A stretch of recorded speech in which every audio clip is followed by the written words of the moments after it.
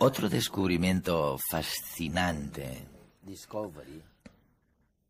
fueron algunos peces fósiles en los Alpes, en las montañas de los Alpes, en Suiza, hace algunos años, ¿no?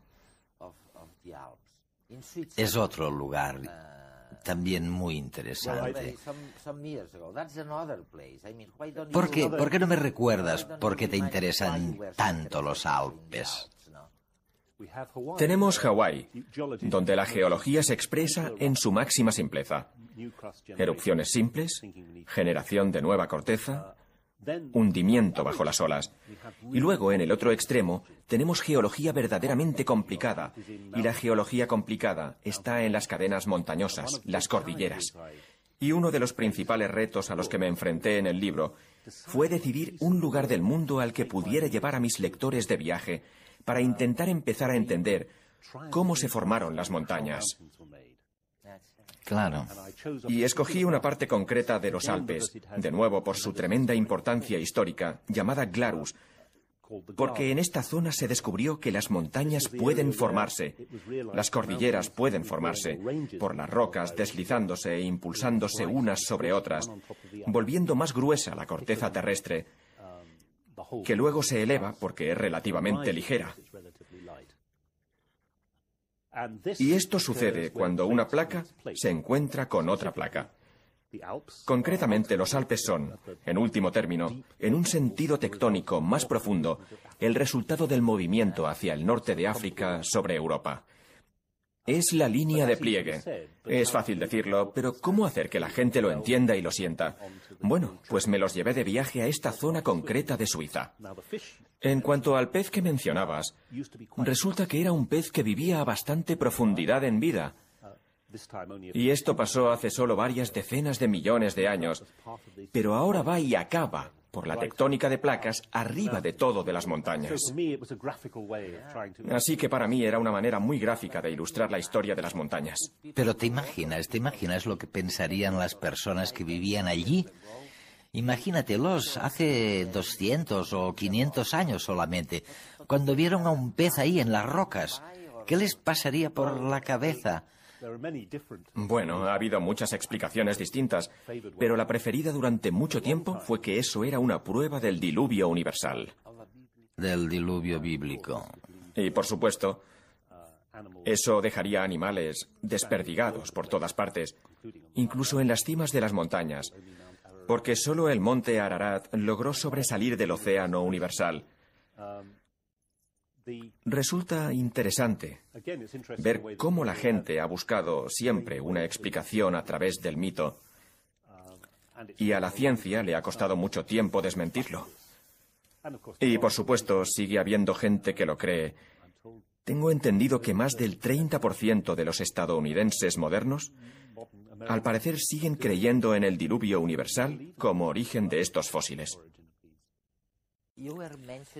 Mencionabas los Alpes como un suceso geológico que no es tan simple. Y recuerdo que hubo varias sorpresas cuando los geólogos empezasteis a estudiar a fondo este lugar. Y una de estas sorpresas fue que parecía que los mamíferos, en el registro fósil, hubieran aparecido antes que los reptiles. Y eso trastornó a todo el mundo y forzó la siguiente pregunta. Tal vez nos hemos equivocado todo el rato. ¿Qué demonios está pasando? Es totalmente cierto.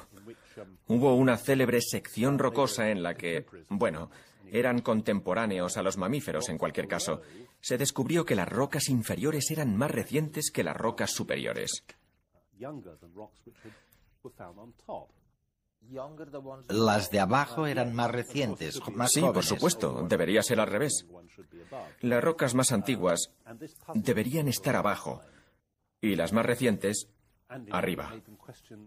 Esto confundió a la gente durante mucho tiempo y ciertamente les hizo cuestionarse la validez de la escala temporal geológica. Y luego se descubrió, por supuesto, que como consecuencia de la tectónica, de lo que había pasado, los fósiles más antiguos se habían visto empujados sobre los más recientes. No solamente en una sección, sino en un área extensa de los Alpes. Y esto fue crucial para desentrañar cómo se formaban las montañas. Porque pueden aparecer secciones de roca de distintas edades empujadas, superpuestas, las unas sobre las otras, por así decirlo, y creando grandes pilares de roca. Y eso podía tener patas arriba la ciencia geológica normal, porque las rocas más antiguas, progresivamente, tendían a sobresalir sobre las rocas más recientes. Así que lo que empezó como una paradoja y preocupó sobremanera a la gente, acabó convirtiéndose en la clave para desentrañar el secreto de la complejidad de la estructura de los Alpes. Y luego hay que añadirle otro factor que lo complica, que es cuando tienes acumulaciones muy gruesas de roca, empieza a haber factores térmicos, así que incluso el propio registro, el registro simple, desaparece por lo que llamamos metamorfismo. Así que son áreas muy complicadas de la geología. Y antiguamente, en el siglo XIX, un geólogo podía pasar toda su vida dedicado trabajando en un par de montañas, aunque luego se logró encajarlo todo y encontrarle el sentido en el contexto de la tectónica de placas.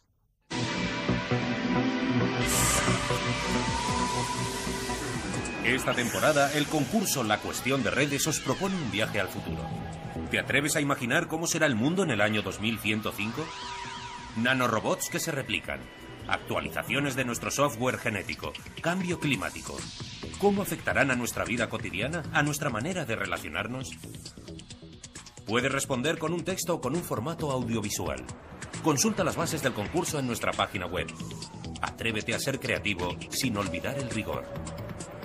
Nuestros horizontes se amplían exponencialmente. ¿Cómo te imaginas el mundo dentro de 100 años?